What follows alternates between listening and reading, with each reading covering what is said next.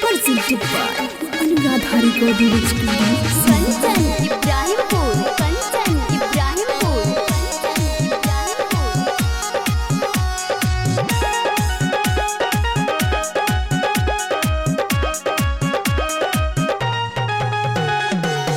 दलानी में मिला तारू रोज, अच्छा संग में हो खताटे कवन भो। ई का कहता रहो। दलानी में मिला तारू रोज, संग में हो खताटे कवन भोज। अरे बोल रे सुना बड़ी दूध पियावे ले जादो जी ताजा दही खियावे ले यादो जी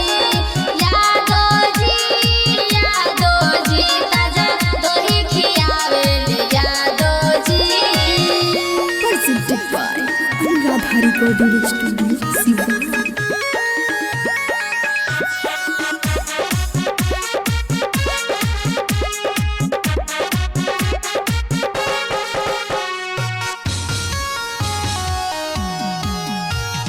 कंचन इब्राहिमपुर, कंचन इब्राहिमपुर, कंचन इब्राहिमपुर।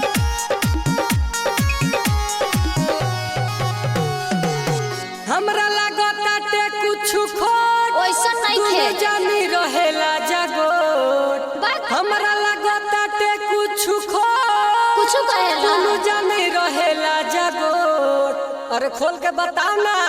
सोचे गलती बा तोहरो भुला दो जी रोज दूध पियावे ले जादो जी यादो जी रोज दही खियावे ले यादो जी।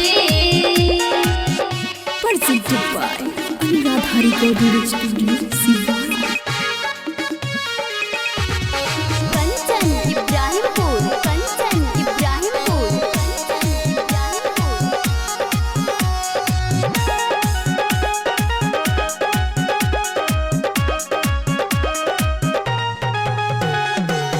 गुड़िया बोला तारू तू झूठ, ओइसन नहीं थे। पकड़ले बाड़ू जरूर कौनो रूठ। ना हो। गुड़िया बोला तारू तू झूठ, ज्यादा बोलबो। पकड़ले बाड़ू जरूर कौनो रूठ। अरे बताओ ना और का भइल। सुना तोया जीती गुड्डू के जाके बता दो जी रोज दूध पियावे ले यादो जी ताजा दही खियावे ले यादो जी। खाली गलते सोचत रहेला।